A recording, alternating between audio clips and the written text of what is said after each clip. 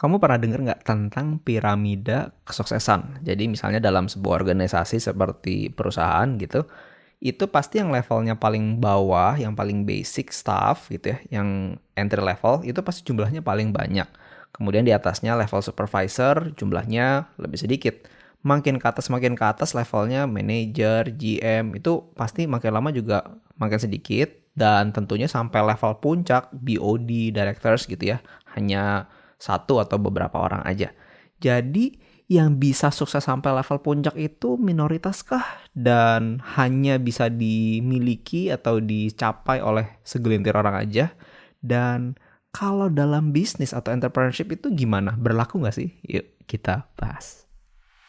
Halo, saya Michael Handi, co-founder dari bubblebubble.com dan dosen praktisi bisnis di Prasmo. Dulu, waktu pertama kali membangun bisnis, saya mengalami banyak jatuh bangun. Gak tahu mau tanya siapa dan banyak bingungnya. Karena bisnis itu ternyata tidak semudah teori yang dipelajari di kuliah dan di buku. Podcast ini akan memberikan kamu strategi yang praktikal, tips dan trik sederhana mengenai bisnis dan digital marketing yang relevan dan langsung bisa diaplikasikan di bisnis yang sedang kamu kembangkan atau rencanakan. Sehingga kamu berani melangkah untuk mencapai kesuksesan yang kamu mimpikan. Kalau kamu ingin membangun bisnis yang bukan hanya sesuai dengan passion kamu, tapi juga bisa memberikan positive impact ke banyak orang, kamu berada di channel yang tepat. So, are you ready? Yuk kita mulai. Let's go! Hai brave entrepreneurs, how are you today? Ayo berani lakukan hal-hal baru di luar comfort zone kamu ya. Do something different to get different result.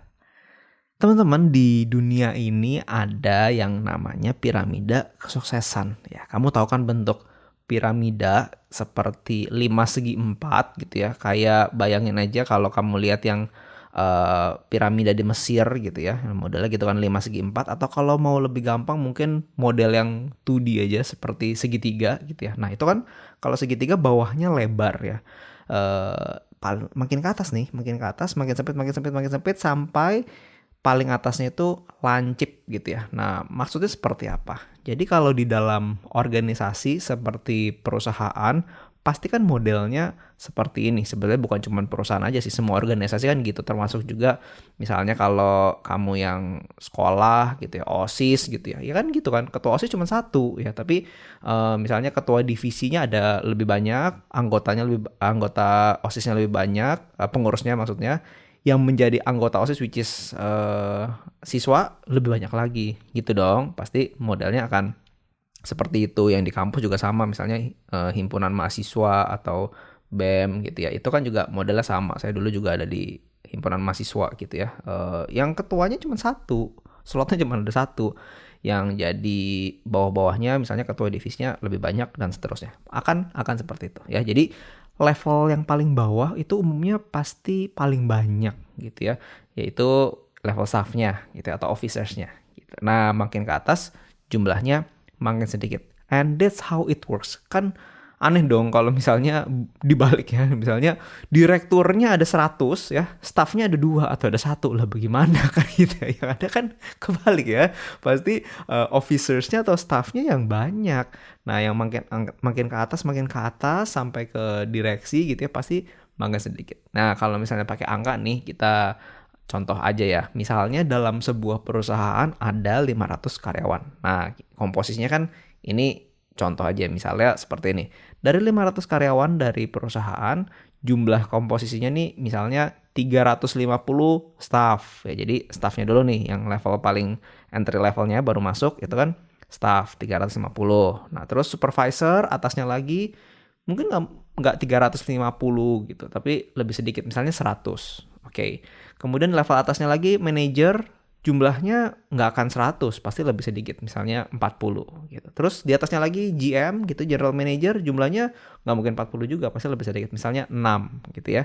Kemudian si levelnya misalnya ada CEO, CFO, COO gitu, apalagi CTO misalnya gitu ya, atau si level yang lain lah, misalnya ada 4. Nah jadi kan misalnya 500 karyawan pasti komposisinya gitu ya. Paling bawah 350 staff, di atasnya lebih sedikit ada supervisornya 100, di atasnya lagi manajer 40, di atasnya lagi GM 6 orang, di atasnya lagi si level 4 orang. Nah gitu, jadi modelnya kebayang ya, seperti piramida gitu ya, atau seperti segitiga, paling bawahnya banyak, paling atas itu makin lama makin sedikit gitu. Jadi kalau dalam organisasi itu kan, atau dalam perusahaan, untuk menjadi level staff, ya walaupun sekarang nyari kerja nggak semudah itu honestly ya, itu saya bisa bilang ya relatively lebih lebih gampang. By the way, ngomong-ngomong ini saya jadi pengen out of topic sedikit aja ya. Teman-teman just to be aware ya, kalau misalnya sekarang ini kan kamu pernah denger dong ya, kalau oh ya ini kita nih Indonesia nih masuk ke era bonus demografi, artinya adalah jumlah pekerja yang apa yang punya umur produktif itu lagi banyak dan akan banyak-banyaknya dalam beberapa tahun ke depan gitu. Nah, jadi sebetulnya dari sisi jumlah pekerjaan, kalau kamu mau profesionals ya, itu tuh sebenarnya ada tantangan tersendiri. Kenapa? Karena jumlah pertumbuhan lowongan pekerjaannya dibandingkan dengan jumlah pertambahan angkatan kerja yang baru yang siap kerjanya itu nggak sebanding gitu ya. Lebih banyak angkatan kerja barunya. Makanya kalau yang profesionals itu memang relatively cari kerja itu lebih menantang, lebih susah, lebih banyak saingan ya, karena kondisinya gitu. Karena generasi yang siap kerjanya ini relatively lebih banyak ya, karena sekarang ini kita masuk ke area bonus demografi. Just FYI, kalau berminat profesionals ya hari-hari ini sampai beberapa tahun ke depan keadaannya kan seperti itu. Nah, agak beda dengan entrepreneurs ya, karena kita membuat opportunity kita sendiri. Oke, itu jadi salah fokus, nanti kita bahas itu di episode lain aja, karena itu bisa menjadi sesuatu yang kita explore dan menarik banget ya. Tapi kembali lagi ke topik kita ya. Jadi staff itu relatively ya lebih mudah lah ya. Kesempatannya lebih relatively lebih banyak tentunya daripada kalau mau ngelamar jadi manager, GM atau bahkan sampai level. Ya dong ya, karena jumlah slotnya relatively lebih banyak. Bukan relatively, ya udah pasti lebih banyak. Nah, makin ke atas posisinya makin terbatas jumlahnya. Jadi nggak bisa semua orang juga akan berakhir di level yang paling atas gitu. Jadi kalau dalam profesional nih, makin atas kan makin susah, makin sedikit. Kalau tadi saya kasih analogi 350 staff dari perusahaan yang isinya 500 orang atau 500 karyawan, misalnya 350 staff saat ini nih. Ya, terus kan perusahaannya jalan nih ya, berkembang 5 tahun, 10 tahun, tentunya experience-nya kita misalnya yang jadi staff nih kan nambah ya, nambah. Tapi kalau misalnya 10-20 tahun lagi dilihat, 350 orang ini walaupun berawalnya dari staff dan bekerja dengan baik, let's say, nggak mungkin 350-350-nya ini akan berakhir menjadi manajer semua gitu dong. Atau nggak akan berakhir jadi GM semua. Nggak akan terjadi seperti itu. Kenapa? Karena di dalam organisasi ada slot yang available ya untuk di level yang lebih tinggi gitu ya. Itu kan relatively terjadi karena dua hal ya. Yang pertama adalah kalau ada yang resign gitu ya, atau ada yang pensiun, itu saya gabung aja jadi satu ya gitu kan. Jadi karena ada yang kosong gitu, karena alasannya resign atau pensiun misalnya begitu, atau dipindahin, dimutasi, itu juga bisa. Atau alternatif kedua, karena perusahaannya berkembang jadi butuh level tersebutnya lebih banyak, misalnya buka cabang baru, ekspansi bisnis baru, buka divisi baru, buka lini bisnis baru, dan seterusnya ya. Jadi kan chance-nya kan perkembangannya kayak gitu ya. Jadi kalau misalnya sekarang ada 40 manajer yang dibutuhkan, mungkin 10-20 tahun lagi bisa bertambah nih. Mungkin butuh manajernya nggak 40 lagi, nanti 10-20 tahun lagi nih. Misalnya butuhnya jadi 60 gitu, atau jadi 80. Tapi nggak mungkin jadi butuh 350 juga kan. Ya bisa aja sih kalau perusahaannya bagus banget ya. Tapi kalaupun itu terjadi, belum tentu 350 staff yang sekarang ini berakhir semuanya 100% akan jadi manajer semua kan. Kalau misalnya perusahaannya bener-bener bagus banget, berkembangnya ekspansif banget gitu ya, belum tentu 350 yang sekarang jadi staff akan berakhir di situ. Setuju nggak? Kalaupun jumlah lowongannya itu 350, bisa jadi outsource juga. Iya dong ya. Itu yang terjadi ya. That's how it works gitu. Jadi nggak akan semuanya akan naik gitu. Jadi ya itulah Itulah perjuangannya orang-orang yang bekerja di dunia professionals. That's how it works. Persaingannya makin atas makin ketat. Nggak bisa semua orang menduduki jabatan yang tinggi gitu. Karena kesempatannya lebih sedikit. Ya sortirannya juga lebih ketat kan gitu ya. Itu umum terjadi ya. Nah jadi kesimpulan sementara kan, judul episode ini kan adalah piramida kesuksesan berhasil hanya milik minoritas, tanda tanya gitu kan.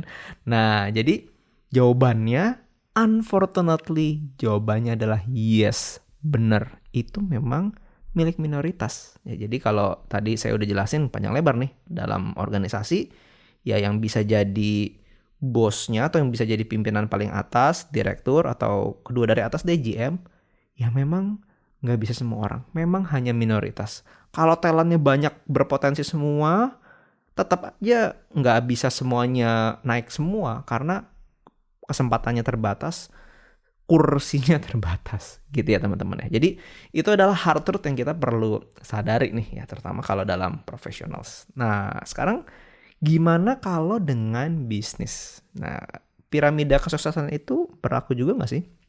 Menurut saya sih piramida kesuksesan dalam bisnis itu juga sama, berlaku juga. Tapi ada twist atau ada perbedaannya. Nah, coba kita explore ya. Gini teman-teman. Di dalam bisnis ya, jumlah orang yang berbisnis itu juga sama mengikuti konsep piramida kesuksesan seperti ini. Jadi orang-orang yang cuman sampai di ide aja kayak saya pengen deh punya bikin apa gitu, saya pengen punya bisnis tertentu, jadi cuman nyampe kepengen aja ya, cuman ada kepengenannya sampai idenya aja, itu pasti yang paling banyak ya. Jangan-jangan kamu salah satunya. Ayo coba dicek ya. Punya ide tapi nggak berani dijalanin. Nah makanya dengan podcast ini kan biar berani melangkah ya. Berani melangkah, coba kan gitu. Nah jadi biar nggak sampai di ide aja. Nah jadi kan paling banyak tuh orangnya cuma punya ide doang. Ya gue pengen begini, gue pengen bikin itu. Wah gue punya ide begini nih ya. Tapi cuma sampai di konsep aja, itu paling banyak. Udah pasti ya. Semoga kalau kamu memang ada di tahap ini, semoga sedikit nyentil ya. Biar sedikit jadi wake up call ya. Nggak apa-apa ya saya sentil dikit ya. Biar kamu lebih semangat dan tergugah nih. Oke, gue nggak boleh cuma ide doang. Gue mesti berani melangkah. Oke ya. Alright. Jangan tersinggung ya. Oke lanjut nih. Terus yang ngerintis bisnisnya berani memulai, pasti jumlahnya lebih sedikit daripada yang idenya aja ya, yang idenya banyak ya, yang berani sampai merintis memulai pasti lebih sedikit. Kemudian udah ngerintis nih, pasti ada yang gugur kan ya, ada masalah dikit, nyerah deh gitu, aduh susah, atau ternyata bisnisnya kurang oke dan seterusnya. Jadi yang akhirnya konsisten berkembang itu pasti lebih sedikit lagi. Dan yang akhirnya bisa dibilang sukses, ya tergantung ya, tolak ukur sukses seperti apa silahkan kamu definisikan sendiri. Tapi yang ya intinya bisnis yang berhasil, yang bisa memberikan profit yang baik, bertumbuh gitu ya, itu pasti akan lebih sedikit lagi. Jadi bisnis yang sukses itu juga minoritas gitu ya. Jadi mengikuti juga sebetulnya dengan piramida kesuksesan. Tetapi ada tapinya nih ya. Di model piramida kesuksesannya bisnis, orang yang berbisnis itu berbeda dengan yang berkarir di kantor atau profesionals. Bedanya apa? Bedanya adalah begini. Untuk pebisnis itu sampai di puncak ya, jadi dari yang ide sampai ngerintis, sampai konsisten, dan sampai akhirnya bisa kita bilang oke, bisnis gue sukses nih, sudah berhasil. Itu bedanya begini, yang di puncak itu sebagai bisnis ya, yang bisnis itu kuotanya tidak terbatas. Berbeda dengan profesional. Kalau profesional sih ya kuota untuk jadi direktur ya cuma segitu-gitunya aja. Kecuali direkturnya butuh ada tambahan direktur, ada bikin anak usaha baru, bikin perusahaan baru, direkturnya pensiun, direkturnya sakit, direkturnya resign, ya udah. Kalau nggak ada ya nggak ada kesempatan gitu kan. Jadi ada kuotanya. Kalau bisnis enggak. Maksudnya adalah begini kan, kita nih untuk punya bisnis yang sukses itu memang ada tantangannya gitu ya. Hanya hanya kita tuh pertanyaannya kan gini, kita nih mau nggak berjuang gitu ya, mau nggak berjuang untuk kita nyampe ke atas, karena nyampe ke bisnis yang sukses itu tidak dibatasi. Semua orang punya kesempatan yang sama, dan bisnis yang sukses itu tidak dikuotain gitu kan. Serem amat ya kalau misalnya di Indonesia kayak oke, yang boleh bisnisnya, contoh ya, misalnya yang boleh bisnisnya profitnya itu 100 juta per bulan, itu cuman kuotanya cuman berapa ribu perusahaan aja gitu. Lah ya nggak bisa dong, dan nggak mungkin juga. Justru mau pemerintah banyak bisnis yang sukses biar pajaknya juga lebih besar kan begitu. Nah tapi balik lagi poinnya gitu kan, tidak ada kuotanya, semua punya kesempatan yang sama kalau mau berusaha gitu. Jadi ini adalah good news teman-teman ya. Dimanapun posisi kamu saat ini, apakah kamu masih tahap ide bisnis, baru memulai, lagi berkembang, kamu punya kesempatan yang sama untuk bisa sampai puncak. Bisnis yang berhasil tidak dikuotain, kamu punya kesempatan. Tidak seperti profesional yang kesempatannya itu lebih sedikit dan ada kuotanya. Kita nggak seperti itu dalam bisnis ya. Jadi itu keputusan itu ada di tangan kita sendiri. Kita nih mau bawa bisnis kita nih kemana, mau sampai suksesnya sejauh mana, kita mau bayar harga apa enggak, itu semua ada di tangan kita. So please make sure ya, kamu buat keputusan yang benar dalam mengembangkan bisnis. Jangan menyerah, keep on fighting, I'm rooting for you. Oke, so itulah piramida kesuksesan ya. Makin atas, makin sedikit, tapi bedanya dalam bisnis tidak ada kuotanya. So kamu juga punya kesempatan yang sama untuk bisa berhasil. Ayo, let's go, berjuang, bayar harga, berani melangkah. Kamu pasti bisa mencapai mimpi kamu ya. I'm rooting for you. Ayo. Bisa. Oke, terima kasih teman-teman sudah mendengarkan. Semoga podcast hari ini bermanfaat ya. Kalau tidak keberatan, support podcast ini dengan memberikan rating bintang 5 dan berikan komen hal penting apa atau hal apa yang kamu dapatkan dari episode ini. Hal ini akan membantu podcast ini untuk bisa menjangkau teman-teman yang membutuhkan. Please also share episode ini ke teman kamu yang juga lagi berjuang, yang lagi struggle mungkin dalam bisnisnya atau punya ide tapi nggak berani memulai. Nah, biar terinspirasi juga. Yuk, berani melangkah untuk bisa mencapai kesuksesan yang kamu mimpikan. Sampai ketemu di episode selanjutnya ya. Bye for now. Take care.